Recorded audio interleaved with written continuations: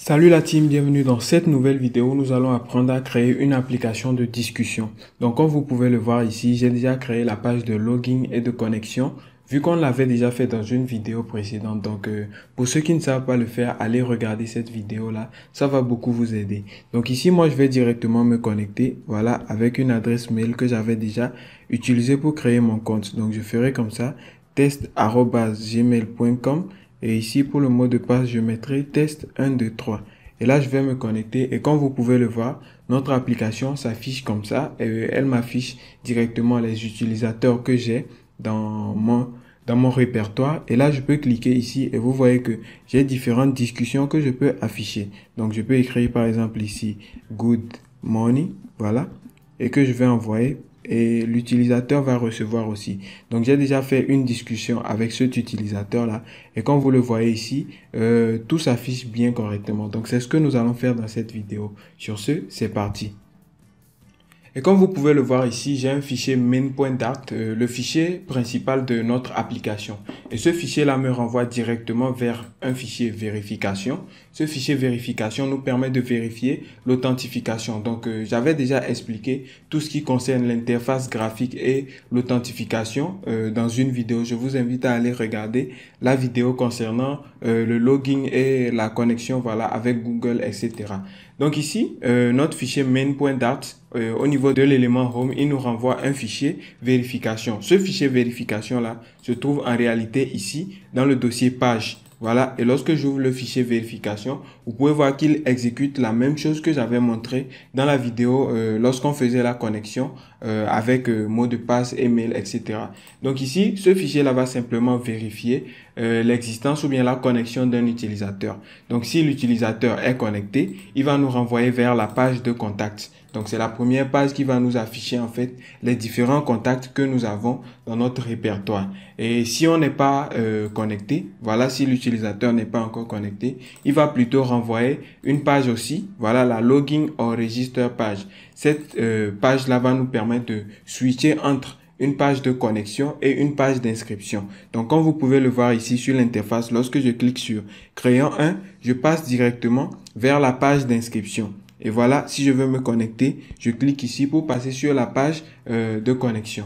Donc ici, vous pouvez voir que ce fichier-là se trouve dans le dossier hôte. Et là, au niveau de login or register, voilà, nous avons la page ici qui nous retourne soit la page de connexion et soit la page d'inscription. Donc, j'avais déjà expliqué ça dans la vidéo concernant la connexion et l'authentification. On ne va plus revenir là-dessus.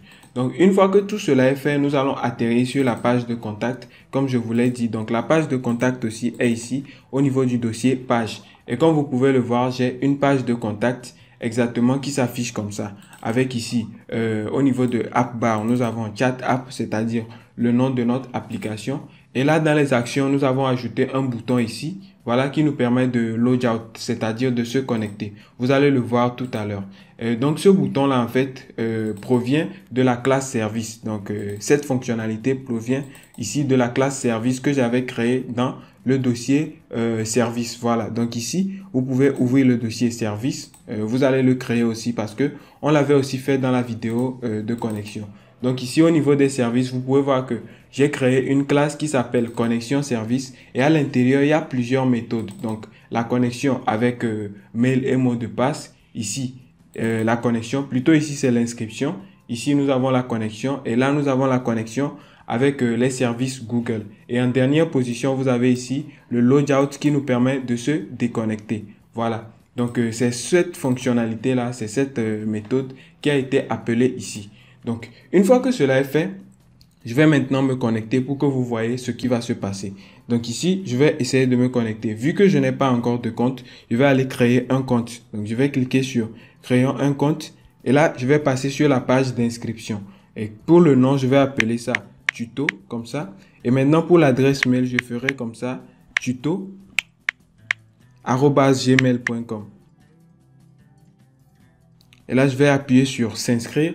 Et une fois que je clique sur s'inscrire, vous voyez que je tombe directement sur la page de contact. Et ça, c'était grâce au fichier login or register et au fichier vérification. Donc, le fichier vérification, maintenant, voit que je suis connecté et là, il me passe directement au fichier contact. Et comme vous pouvez le voir ici, nous avons le nom de l'application Chat App qui s'affiche et aussi ce bouton-là de déconnexion, donc Log Out. Lorsque je clique sur le bouton ici en haut à droite, vous voyez que je suis déconnecté et là, je repasse directement sur ce fichier-là qui me renvoie au niveau de Login or Register. Voilà, donc cette fois-ci, je vais me connecter avec l'adresse mail que je venais de saisir tout à l'heure. Donc c'était tuto.wiko@gmail.com comme vous le voyez et le mot de passe c'est test123. Et là, on va se connecter et vous pouvez le voir qu'on tombe exactement sur cette page-là. Voilà. Maintenant que nous sommes sur cette page, j'aimerais bien que nous affichions ici, à la page d'accueil, les différents contacts que nous avons. Donc, tous les utilisateurs qui seront connectés, on va les afficher ici afin de pouvoir discuter avec eux.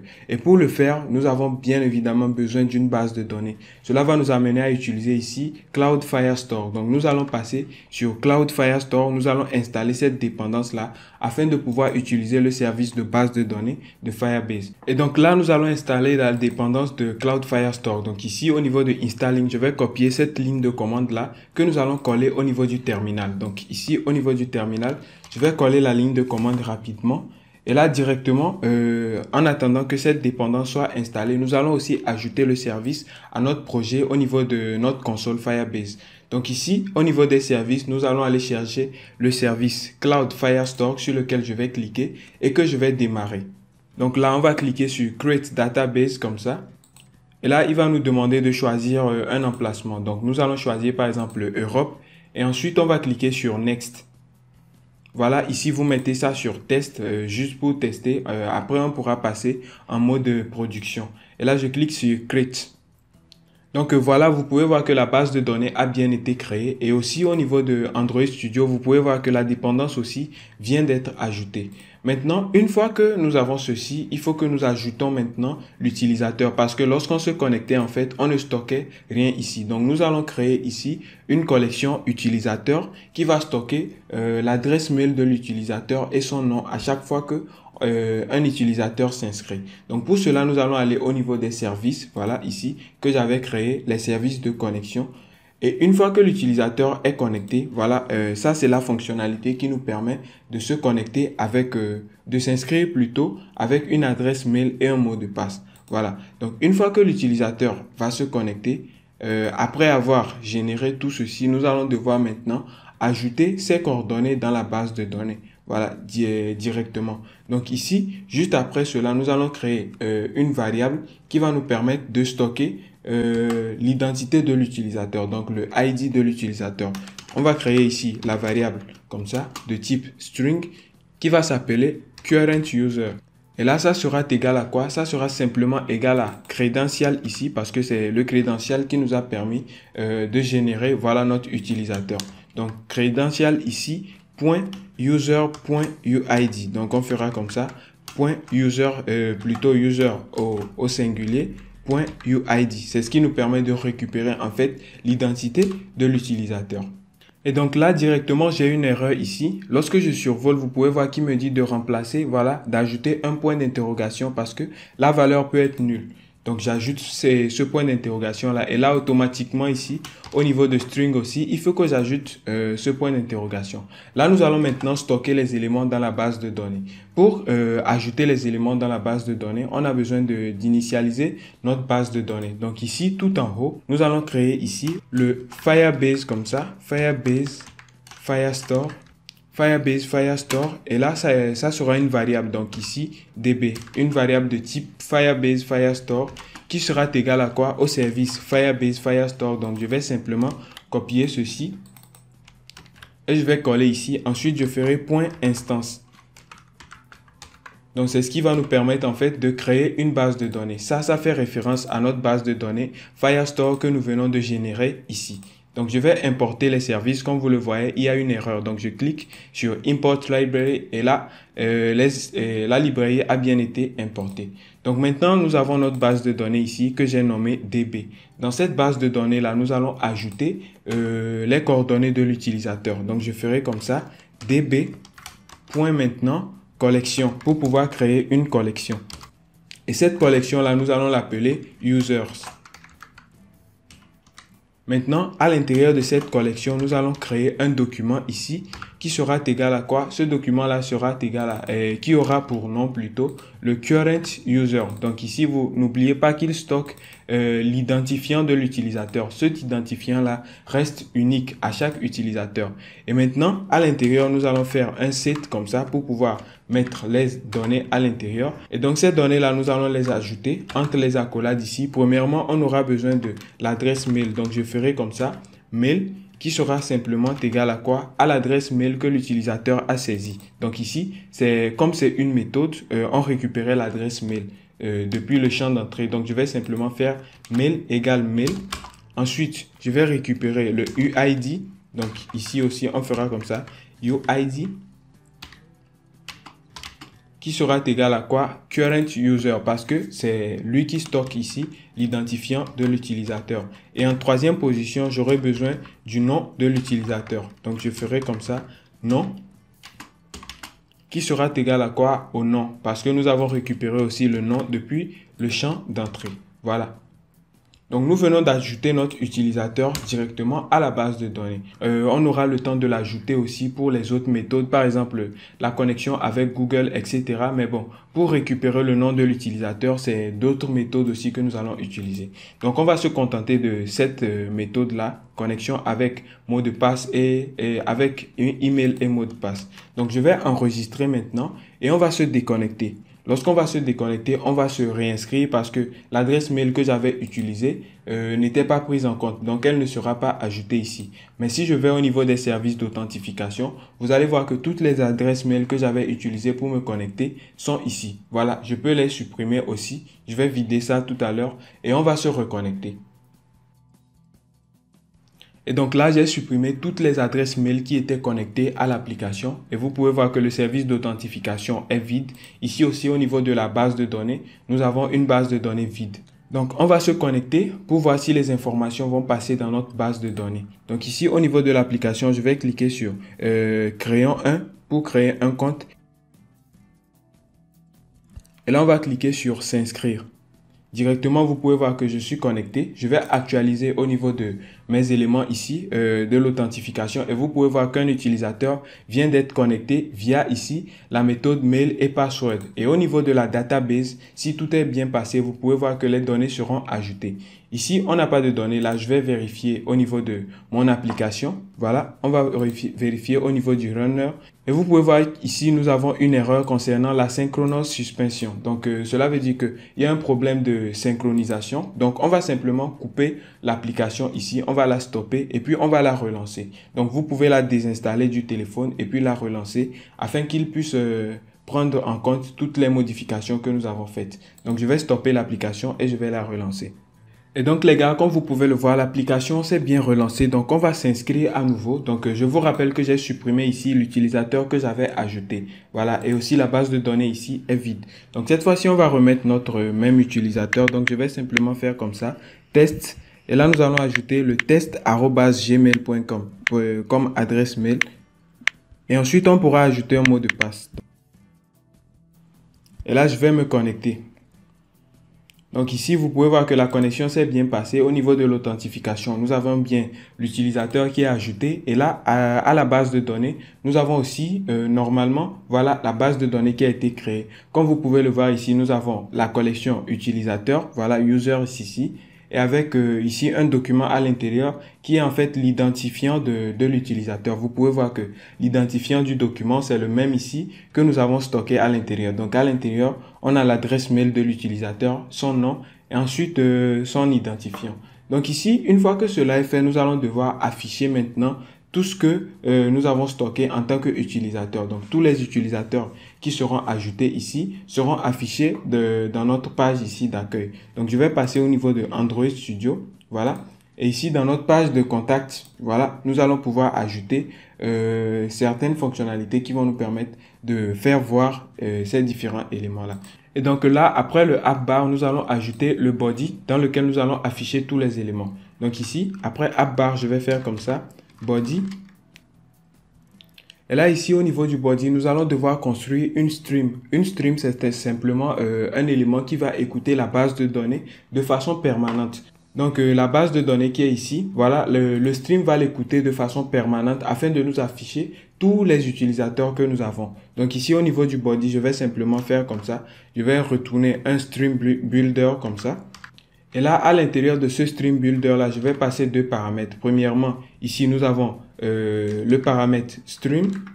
Donc, ça sera ici le chemin vers lequel il va écouter de façon permanente. Donc, nous allons utiliser le service Firebase toujours, Firestore, Firebase Firestore, point instance, point maintenant collection. Nous allons préciser la collection ici. Et là, pour pouvoir nous aider, je vais survoler ici afin d'importer la librairie. Voilà, donc on aura maintenant les suggestions rapidement. Donc ici, au niveau de la collection, je vais préciser le nom de la collection que je vais écouter. Cette fois-ci, c'est la collection user comme ça, avec S. Et là, je vais préciser que je veux écouter la snapshot. Donc ici, il va récupérer toute une snapshot. Maintenant, après, pour le deuxième paramètre du stream, nous allons maintenant préciser le builder, c'est-à-dire le constructeur. Et maintenant, pour le constructeur, on va préciser ici le build context. Et ensuite, on va dire que c'est égal à context. Et là, nous allons préciser aussi la sync snapshot, où nous allons préciser le query snapshot. Donc, moi, mon clavier n'a pas des chevrons, donc je vais simplement copier ceci. Et à l'intérieur, je vais préciser le query, comme ça, snapshot. Et en dernière position, je vais préciser le snapshot comme ça. Voilà, ça fait beaucoup de snapshots, mais bon, comprenez ça comme ça. Et là, directement, nous allons ouvrir ici des accolades vu que c'est le builder et on va vérifier maintenant si notre snapshot contient un certain nombre d'éléments. Donc ici, je vais faire comme ça, if. Et là, je vais vérifier si la snapshot est vide ou pas. Donc, je ferai comme ça, différent de, voilà. Donc, on fera snapshot.hasData. Donc, voilà, si il a des éléments à l'intérieur. Donc, ici, on va pouvoir donner la condition. Donc, le point d'exclamation renverse en fait la condition. Donc, ici, ça veut dire s'il y a des éléments à l'intérieur et le point d'exclamation renverse alors ce que nous avons dit. Donc, cela veut dire que si ici, il n'y a rien, donc si c'est vide en fait. Donc, on va simplement retourner quelque chose. Donc, on va retourner par exemple un texte dans lequel nous allons écrire que aucune donnée n'est enregistrée ou bien aucun utilisateur. Donc, on fera comme ça. Aucun utilisateur. Et dans le cas contraire, c'est-à-dire s'il y a des éléments, nous allons préciser maintenant une liste. Voilà, une liste que je vais préciser qui sera dynamique. Donc, je ferai comme ça, liste dynamique que je vais appeler users, c'est-à-dire mes utilisateurs. Donc, users qui sera égal à quoi? Voilà, un tableau vide, une liste vide. Et maintenant, nous allons remplir cette liste-là. Donc, on va parcourir toute la snapshot et nous allons remplir la liste. Donc, on fera comme ça, snapshot.data, voilà, comme ça, .docs. Donc, tous les documents à l'intérieur de la snapshot. Et ensuite, on va passer au for each. Donc, comme ça, for each. Et là, nous allons récupérer directement un élément. Voilà, c'est en fait chaque élément de la snapshot. Et donc ici, nous allons simplement remplir notre liste. Donc, on fera comme ça, users.add. Et ensuite, on va ajouter quoi? C'est l'élément en fait. Donc, l'élément que nous avons récupéré depuis la snapshot. Donc, il va simplement afficher ces utilisateurs-là. Il va les remplir ici. Et nous allons utiliser cette liste-là pour afficher nos différents utilisateurs. C'est simple comme ça. Voilà. Maintenant, on n'oublie pas les points virgules. Et ici, pour le query, il y a simplement un seul R. Voilà. Et ensuite, au niveau de doc, nous avons une petite erreur. Il faut ajouter ici un point d'exclamation. Voilà, donc au niveau de data, je vais ajouter un point d'exclamation. Maintenant que cela est fait, nous allons retourner une liste view. Donc, on va simplement faire comme ça, return. Et là, nous allons préciser le widget listView.builder. Donc, c'est le constructeur en fait de liste. Voilà, simplement. Donc, ici, nous avons le premier paramètre qui est le item builder ici, dans lequel nous allons préciser deux éléments. Donc, on va préciser d'abord le contexte. Et ensuite, on va préciser l'index. Voilà, l'index de l'élément à afficher. Donc, ce sont les paramètres dans lesquels et les variables dans lesquelles nous allons récupérer ces éléments-là. Et là, nous allons pouvoir récupérer les données de l'utilisateur que nous voulons afficher. Donc, on fera ici un final comme ça parce que ça ne va plus changer. Et là, nous allons faire le user. Et ce user-là sera égal à quoi? Il sera simplement égal à quoi? À la liste des users que nous avons créé tout à l'heure ici. Et là, pour afficher l'utilisateur dont nous avons besoin, pour afficher chaque utilisateur en fait, on va préciser ici l'index. Comme ça, l'index pourra préciser si c'est l'utilisateur 0, 1, 2, 3, etc. en fonction de la taille de la liste. Maintenant, nous avons aussi besoin de préciser le nombre d'éléments que nous voulons afficher dans notre liste view. Donc, on fera comme ça, item count. C'est un paramètre nécessaire pour éviter des erreurs. Et là, nous allons simplement récupérer la taille de notre liste. Donc, users.length. Voilà.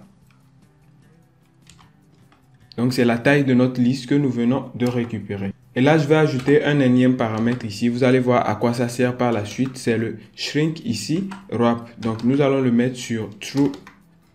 Maintenant que nous avons l'index de notre utilisateur, on va pouvoir utiliser cet utilisateur-là pour récupérer les données dont nous avons besoin. Donc ici, on va faire le final user mail pour pouvoir récupérer l'adresse mail. Donc voilà, user mail qui sera égal à quoi? À ce user-là que nous avons récupéré. Et là, nous allons aller fouiller dans les données de cet utilisateur pour récupérer l'adresse mail. Voilà. Et en deuxième position, je vais appeler aussi un final qui sera un user name ou bien user ID. Donc, je ferai comme ça, user UID qui sera égal à toujours au user. Et on va fouiller dans les données, nous allons récupérer le UID. Donc maintenant que nous avons fait cela, il faut bien que nous affichions maintenant chaque contact. Pour cela, on va simplement faire comme ça, un return ici, qui va nous retourner une list style comme ça. List style dans lequel on va pouvoir préciser un certain nombre d'éléments, par exemple le titre, voilà, le title ici, où nous allons mettre l'adresse mail, donc qui sera égal à cette variable là, user mail, et ensuite subtitle qui sera égal à par exemple user ID. On n'oublie pas le point virgule ici, mais tout à l'heure nous allons modifier l'apparence de cet élément là. Voilà. Donc maintenant je vais enregistrer pour que vous voyez à quoi va ressembler notre interface. Il me semble qu'il y a une erreur ici. On va vérifier rapidement cette erreur là. Voilà, donc il manque un point virgule ici. Donc j'ajoute directement le point virgule et vous pouvez voir que je n'ai plus d'erreur.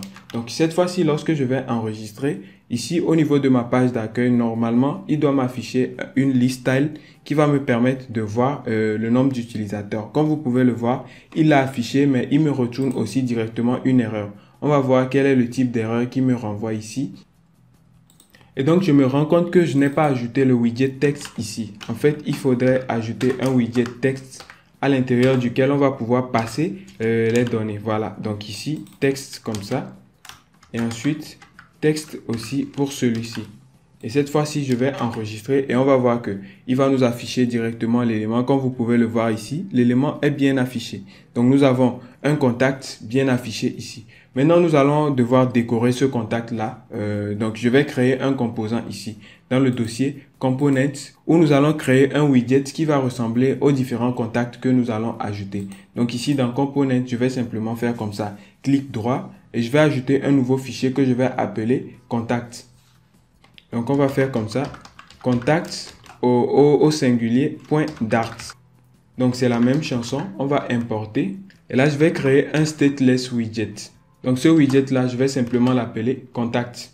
Et là, il va me retourner une list style. Voilà ce que nous venons d'ajouter ici, en fait. Donc, il va nous retourner cela. Et on va simplement modifier les éléments dans les éléments variables.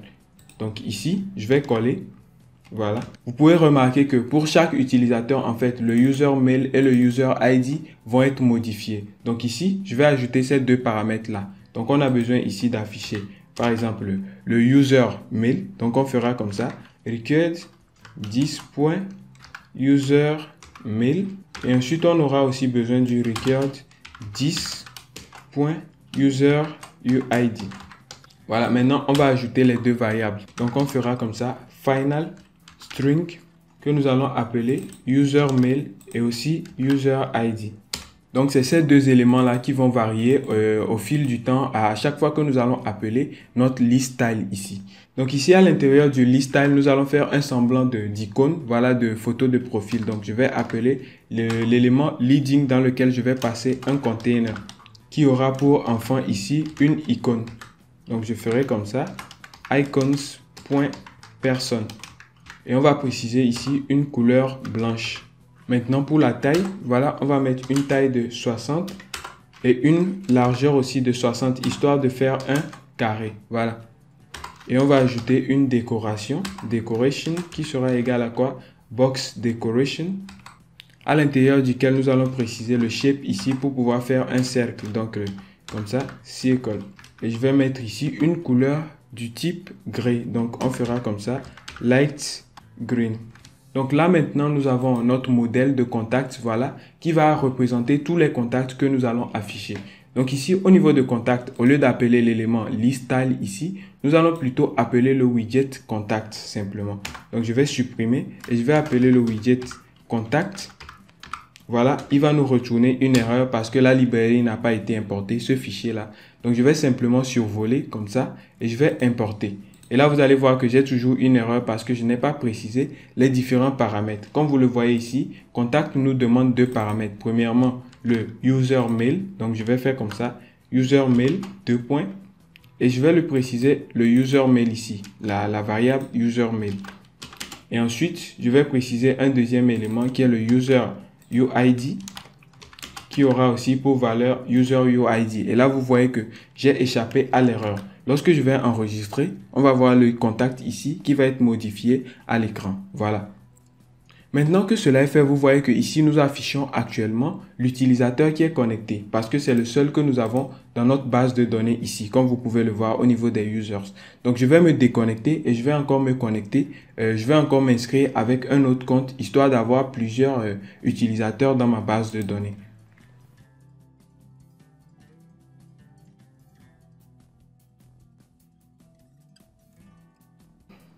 Donc là, comme vous pouvez le voir, je me suis déconnecté et je me suis reconnecté 4 fois avec différents comptes. Et là, j'ai les différents comptes ici qui sont ajoutés. Et ces comptes-là sont logiquement aussi ajoutés à la base de données. Donc, on va simplement actualiser cette base de données-là et vous verrez que nous avons les différents comptes qui sont ajoutés ici. Maintenant, ce que nous allons faire est que vous pouvez remarquer à l'écran que nous avons l'utilisateur actuel aussi qui est connecté, qui s'affiche aussi dans les discussions. Ce n'est pas normal. Il ne faudrait pas que l'utilisateur actuel s'affiche. Donc ici, on va ajouter un filtre au niveau du chemin d'accès vers notre base de données. Ici, vous pouvez voir que nous avons simplement récupéré tous les éléments de notre collection ici, users. Donc, ce qui fait que il récupère l'utilisateur aussi actuellement connecté. Donc, je vais ajouter un filtre ici au niveau de users.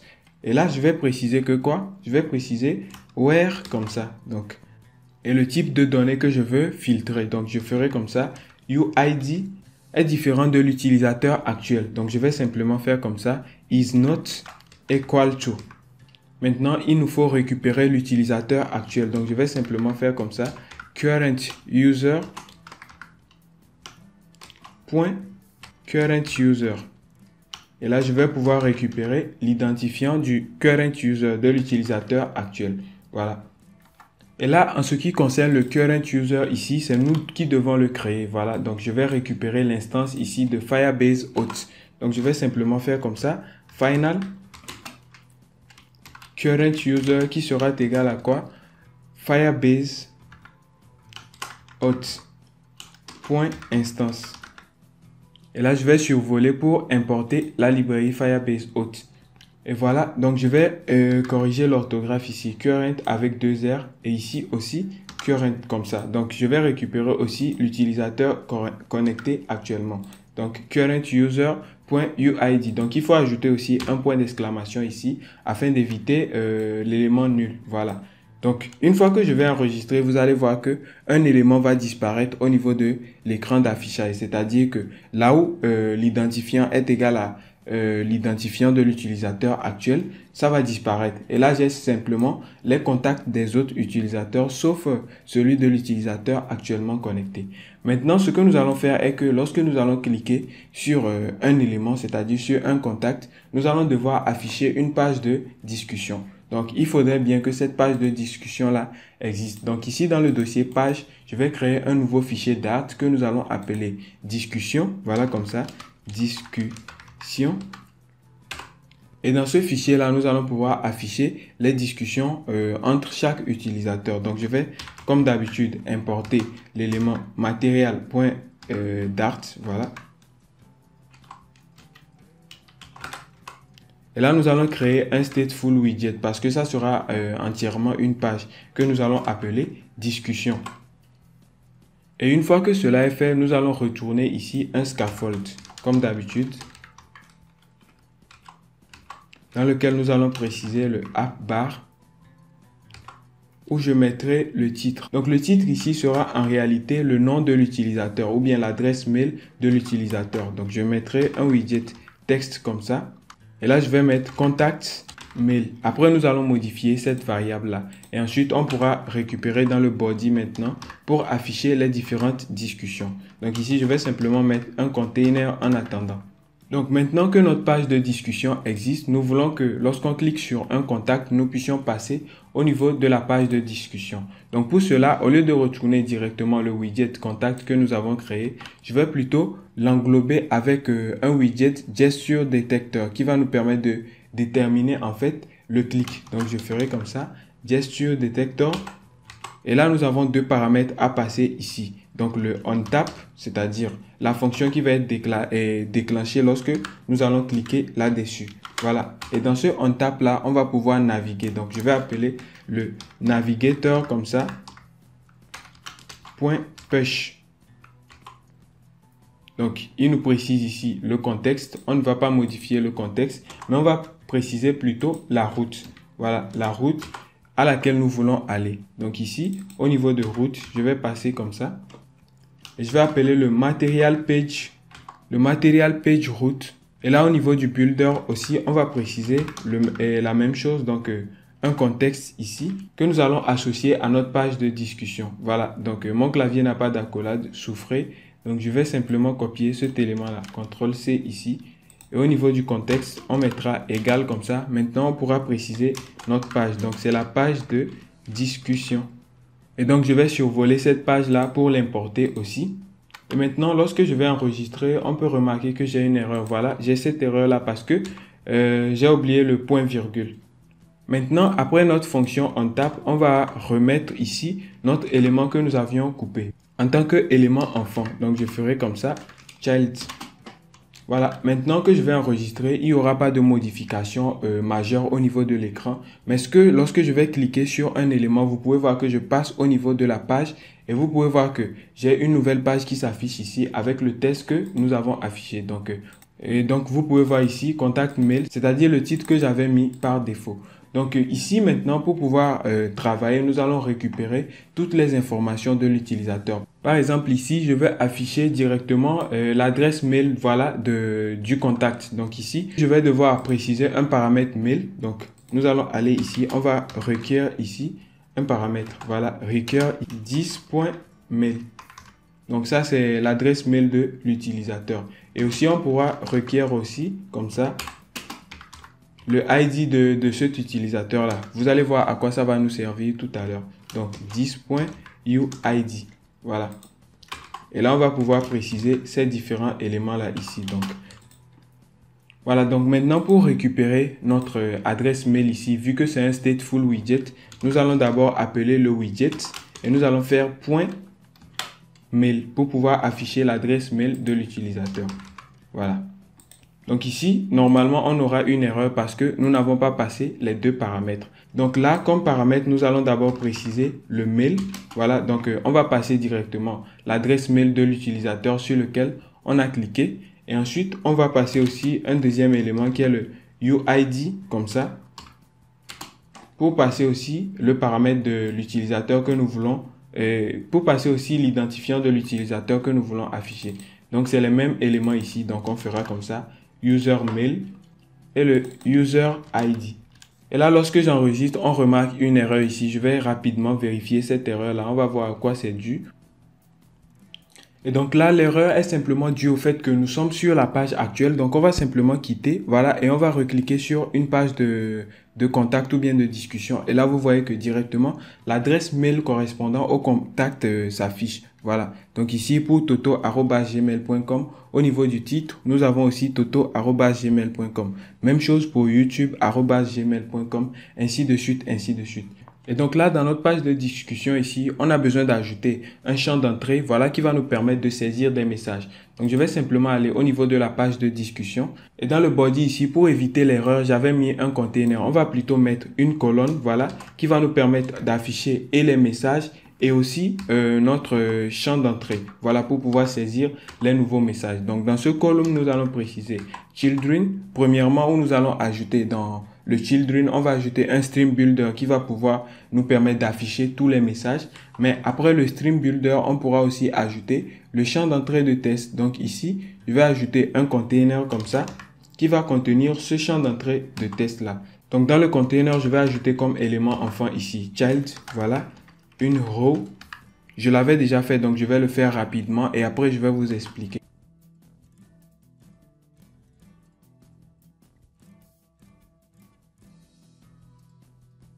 Et donc là, comme vous pouvez le voir, je viens d'ajouter ici notre champ qui va nous permettre de saisir des messages. Voilà, donc je clique comme ça, je saisis et là j'ai un bouton tout à côté qui me permet d'envoyer les messages. Et donc c'est ce que je viens de faire ici. Comme vous pouvez le voir, j'ai créé un container dans lequel j'ai créé un élément enfin row pour pouvoir afficher les éléments horizontalement. Et là, j'ai ajouté le widget expanded pour que le texte, voilà, le text field puisse prendre tout l'espace restant. Voilà. Donc, j'ai ajouté tout ce qui est hint text, voilà, qui nous permet de donner un signal, voilà.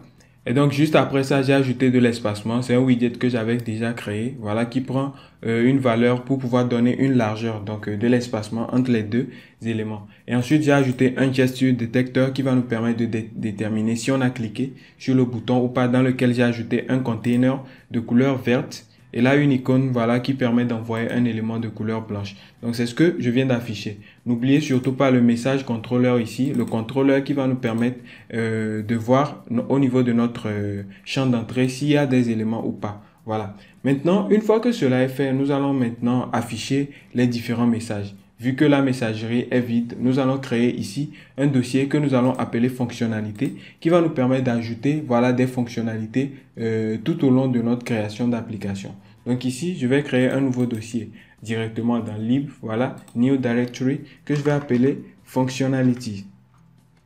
Et dans ce dossier fonctionnalité là, nous allons créer un nouveau fichier que je vais appeler messagerie. Donc c'est la fonctionnalité de messagerie.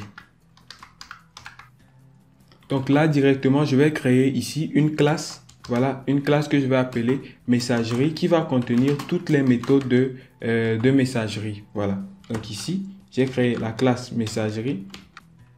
Et je vais créer une fonction que je vais appeler send message. Donc cette fonction-là va permettre d'envoyer des messages d'un utilisateur à l'autre. Et cette fonction-là va prendre ici comme paramètre. Voilà, nous allons d'abord ajouter un paramètre qui est le current user ID, donc l'utilisateur actuel, et aussi le receiver ID, c'est-à-dire l'utilisateur qui va recevoir le message. Donc ici, on va aussi ajouter string receiver ID. Et en troisième position, on aura besoin du contenu de ce message-là. Donc on va mettre ici aussi un string comme ça et nous allons appeler, voilà, message. Voilà. Donc une fois que nous allons appeler cette fonction, on sera obligé de lui passer l'utilisateur actuel, ensuite l'utilisateur, c'est-à-dire le destinataire, et ensuite le message qui sera contenu, qui sera envoyé en fait. Donc maintenant, nous allons définir tout ce qui va permettre d'envoyer ces éléments-là. Donc je vais d'abord créer un identifiant que je vais appeler chat ID. Cela va me permettre en fait de reconnaître chaque message dans ma base de données ici. Donc vous allez voir comment je vais le faire. Premièrement, je vais créer ici une valeur, une liste, comme ça. Et cette liste-là, je vais l'appeler chat IDs, comme ça, au pluriel, qui sera égal à quoi? Au current ID et aussi à l'utilisateur, au ID du destinataire. Donc ici, je vais faire comme ça, current UID et aussi celui de receiver UID. Je fais ceci pour pouvoir en fait classer ces deux éléments-là avec la fonction sort. Donc ici, je vais utiliser la fonction sort pour pouvoir classer ces éléments-là afin de retrouver à chaque fois le même nom du chat ID. Donc, je vais ici faire comme ça, chat_ids.sort. Donc, cette fonction-là va me permettre de classer ces deux identifiants-là. Donc, du plus grand au plus petit, soit en fonction de l'ordre alphabétique. Cela va me permettre de récupérer à chaque fois un identifiant unique pour la messagerie. Donc, ici maintenant, à la fin, je pourrais recevoir un identifiant que je vais appeler chat ID. Donc, cette fois-ci, ça sera au singulier qui sera simplement égal à quoi? Chat IDs, comme ça, .join.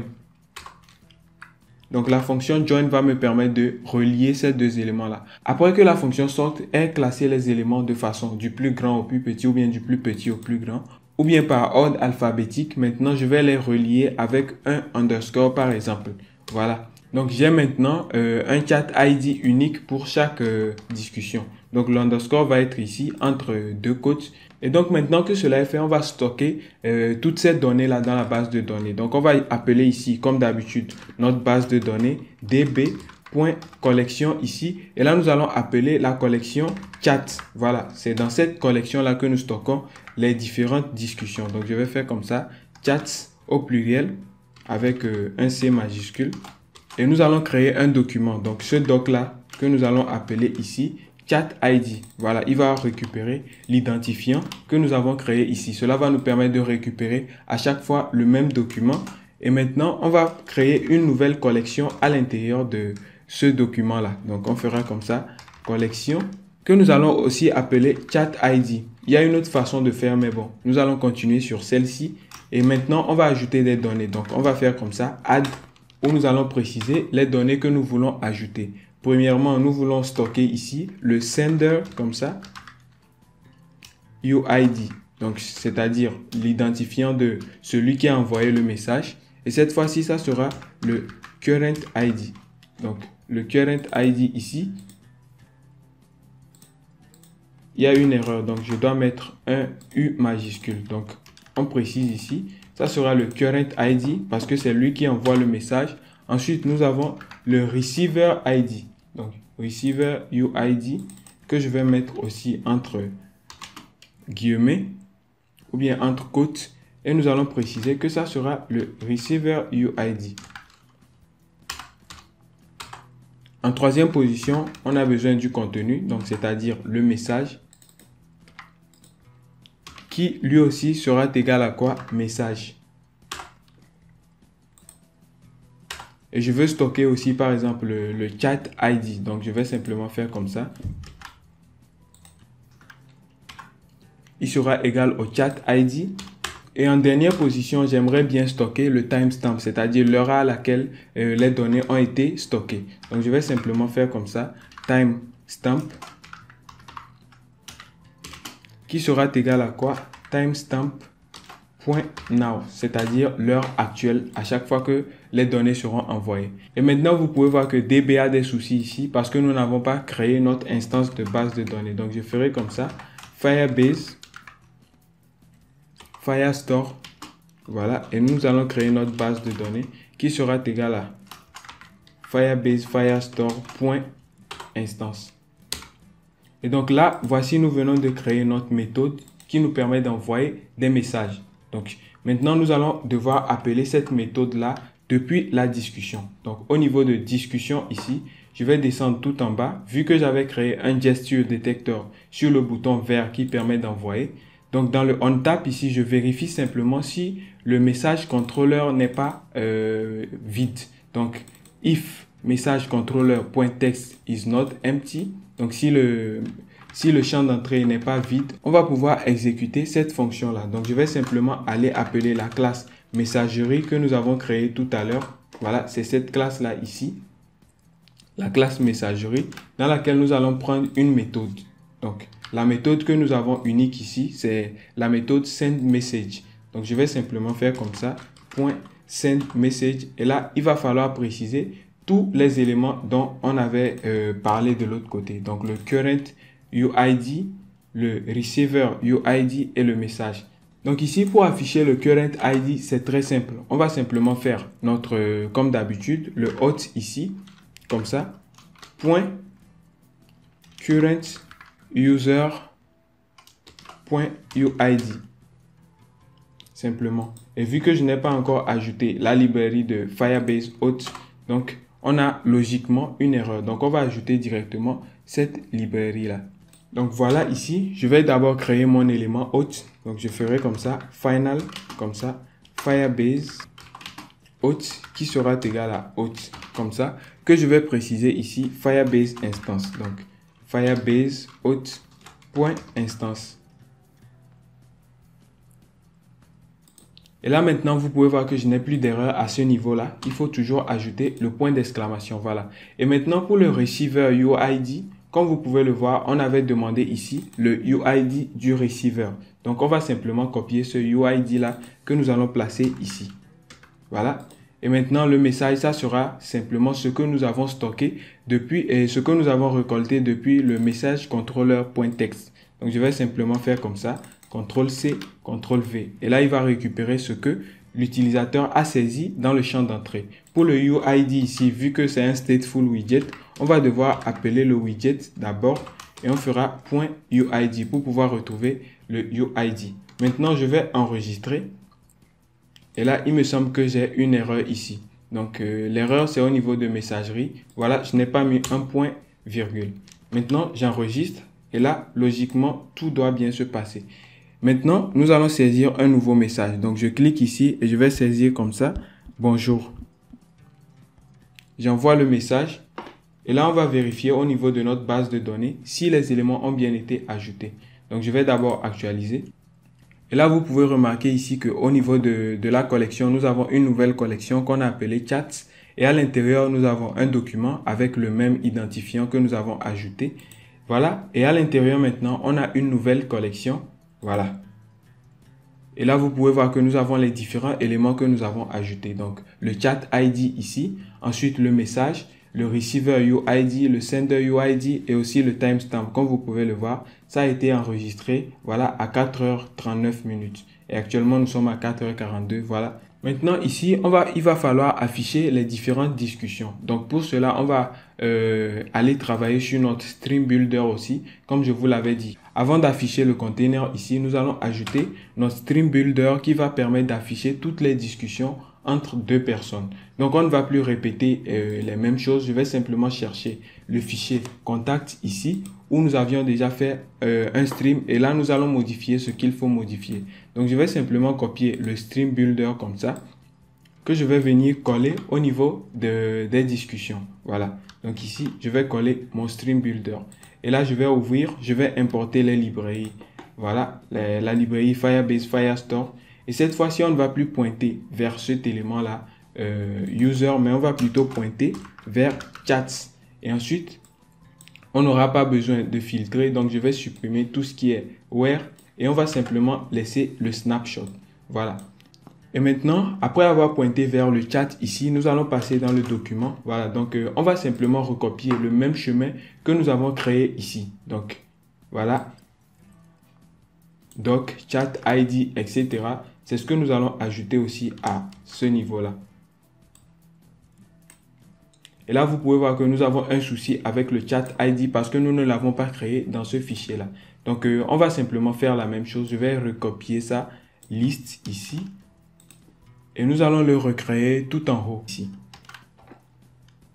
Donc, concernant le current ID, on ne va plus répéter. On va simplement copier la façon dont nous avons fait ici pour récupérer le current ID. Donc ici, au niveau du container, on va venir tout en bas. Et là, on va récupérer le auth current ID.uid. C'est ce qui va nous permettre d'afficher le current ID ici. Voilà, donc je fais comme ça. Et pour le receiver UID, ça sera widget.uid. Voilà, donc c'est l'identifiant du récepteur. Et là, on est sûr d'avoir le même élément ici aussi cette fois-ci. Et là, je vais devoir gérer tout ce qui est erreur. Comme vous pouvez le voir, je pense que ça va être un problème de point-virgule. Donc ici, on doit mettre une virgule. Et là, nous avons une erreur que nous allons corriger tout à l'heure. Donc, une fois que nous avons pointé vers la discussion bien donnée, ici, on va toujours garder la condition. S'il n'y a rien dans la snapshot, il va simplement nous dire qu'il n'y a aucun utilisateur, mais on va plutôt mettre aucun message pour l'instant. Voilà. Et maintenant, au niveau de la liste view ici, on va plutôt créer ici, au lieu de user, on va plutôt créer une liste que nous allons appeler message. Et là, ça sera message.add message. Ici, message comme ça. Et cette fois-ci, ça sera message au singulier. Donc, je vais copier ceci. Et donc ici, il faudra récupérer le contenu du message. Donc, on va faire comme ça, message, parce que c'est ce qu'il y a ici dans la base de données, message. Donc, on va aussi récupérer à ce deuxième élément-là, le sender ID. Donc, sender UID, comme ça, comme on l'a écrit exactement dans la base de données.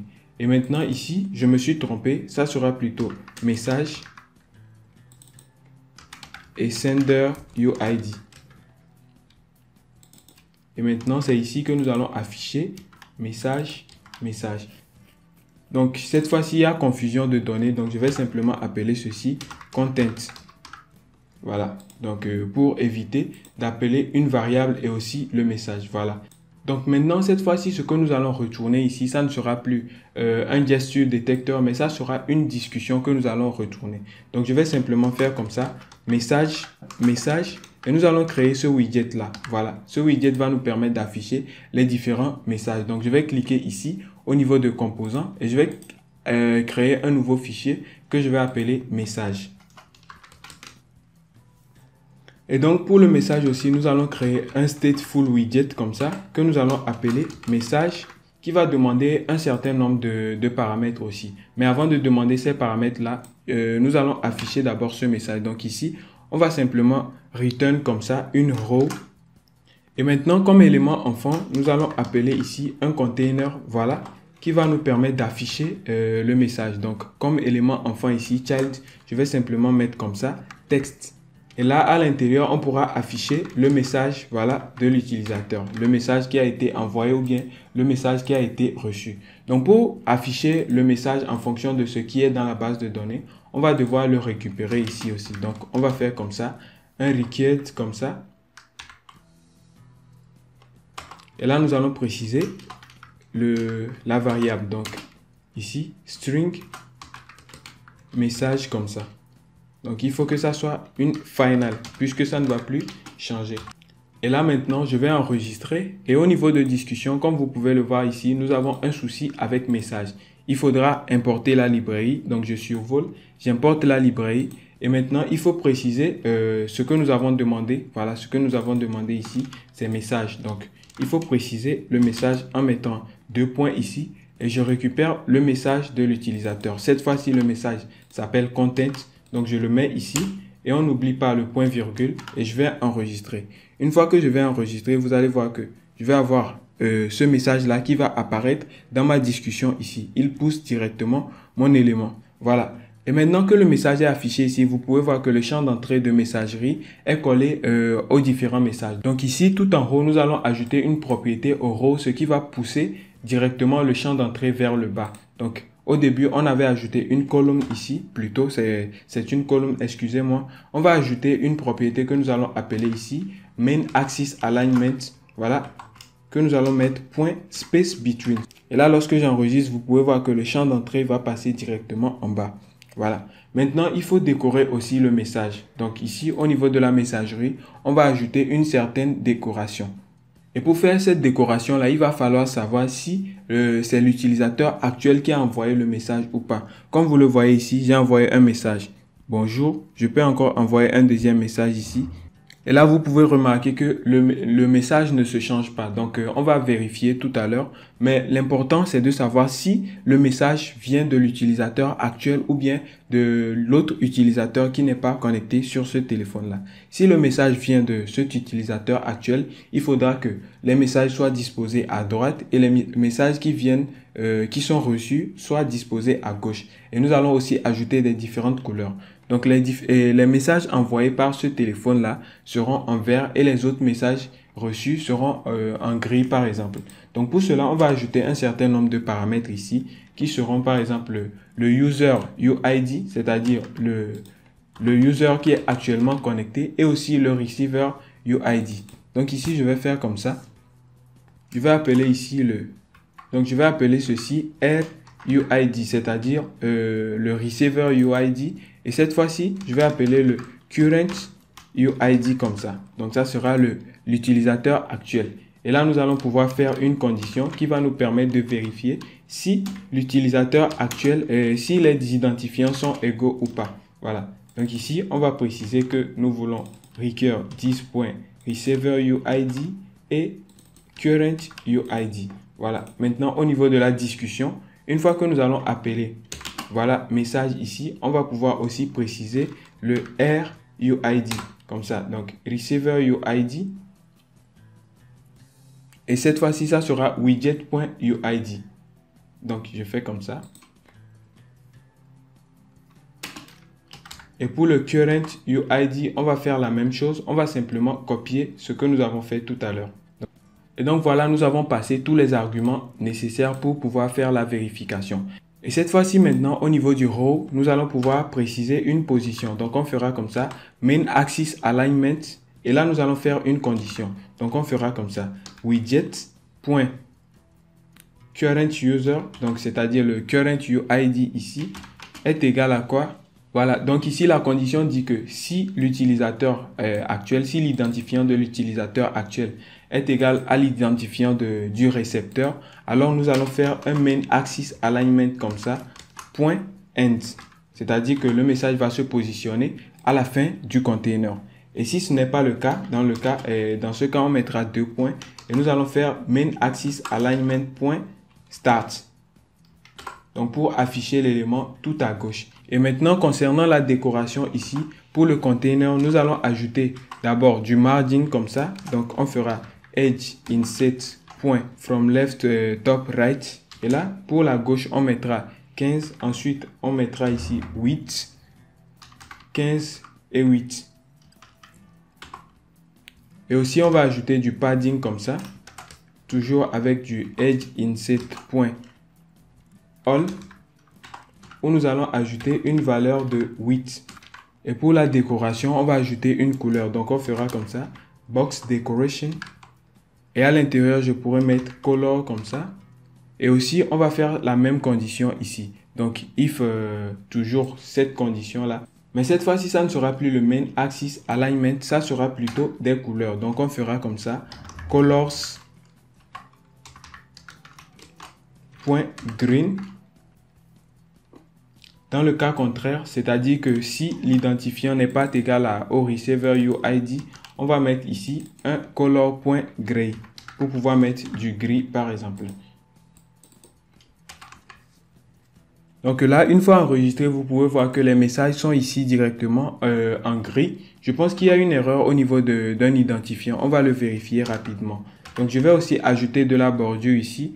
Donc on fera comme ça. Border radius ici, où nous allons préciser un border circulaire, point circular, et on mettra 12. Voilà, maintenant nous allons vérifier au niveau des messages ici. Donc discussion, je vais vérifier. Donc ici, nous allons ajouter un élément. Voilà, une fois que cette instruction a été exécutée, il va devoir vider en fait le contrôleur. Donc on fera comme ça.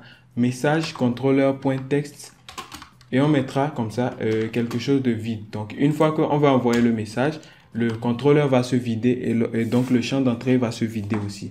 Donc j'envoie un message et comme vous pouvez le voir, le bonjour a disparu facilement. Donc maintenant on va vérifier ici qu'est-ce qui ne va pas. Donc on va aller au niveau de contact, là où on contactait notre discussion. Donc je vais ouvrir ici. Et là au niveau de discussion, on va voir ce que nous avons passé comme argument au niveau du user ID. Voilà. Donc le UID ici est toujours égal au user ID, c'est-à-dire celui du récepteur. Je ne comprends toujours pas. Donc on va vérifier dans la base de données rapidement les 3 messages que nous avons. Donc ici on a bonjour, bonjour et bonjour. Je ne comprends pas pourquoi ces messages-là sont comme ça. Il me semble que nous avons un texte par défaut. Donc ici on va vérifier au niveau de la messagerie. Et là, vous pouvez voir que le texte ici, c'est ce que j'avais saisi comme par hasard. Donc, je vais supprimer cela. Et au lieu de mettre un texte par défaut, ça sera plutôt le widget.message. C'est ce que j'avais oublié de faire. Donc ici, on va appeler widget.message. Et là, lorsque j'enregistre, vous allez voir que les différents messages vont changer directement. Et je pourrais saisir autre chose, par exemple, comment vas-tu? Et là, comme vous pouvez le voir, nous sommes confrontés à un problème aussi. C'est le problème de l'alignement des messages. Ici, vous pouvez voir que comment vas-tu s'affiche aléatoirement quelque part au milieu. Donc là, ce que nous allons faire, c'est qu'on va aussi filtrer et organiser ces éléments-là. Donc, on va aller au niveau du Stream Builder dans la discussion ici où nous affichons les messages. Et là où nous pointons vers notre discussion, on va devoir ajouter une instruction ici. Donc, juste après avoir pointé vers l'élément, on va préciser que ça soit ordonné comme ça. Order by, ici, le timestamp que nous avions précisé tout à l'heure. Et maintenant, nous allons préciser l'ordre. Donc, on fera comme ça, descending, où nous allons mettre false. Voilà, donc il va simplement afficher les éléments du plus récent, c'est-à-dire celui qui a été enregistré dernièrement. Donc lorsque j'enregistre maintenant, vous allez voir que les messages vont être réorganisés. Et comme vous pouvez le voir, le message qui a été envoyé dernièrement s'affiche tout en bas. Maintenant, le souci est l'alignement, mais il n'y a pas de problème à ça. Je vais simplement me déconnecter et me connecter en tant que test@gmail.com.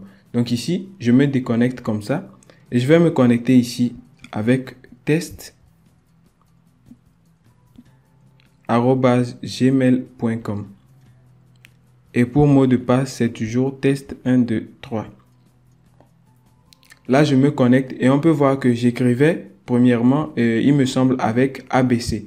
Et comme vous pouvez le voir, l'alignement est toujours à gauche. Donc, je vais vérifier directement les identifiants ici. Donc, au niveau de la base de données, on peut voir que le receiver UID est différent du sender UID. Donc, le problème se pose lors de la réception. Donc, ici, pour les discussions, on reçoit les différents messages. Donc, nous avons le sender UID. Et là, comme vous pouvez le voir, nous n'avons pas utilisé le sender UID ici. Donc, nous avons le current UID et le receiver UID. Donc, on va simplement mettre ce sender UID ici. Je vais le coller. Et voilà. Et cette fois-ci, lorsque je vais enregistrer, vous allez voir que les messages normalement ne doivent pas changer de position ici. Mais lorsque moi, je vais écrire un nouveau message, par exemple CC, et que j'envoie, vous allez voir que ce message s'affiche directement à droite et en vert. Voilà. Et donc, je pourrais ajouter différents messages ici et vous voyez qu'ils s'affichent directement à ma droite. Donc, cette fois-ci, je vais retourner et me connecter en tant que abcd@gmail.com.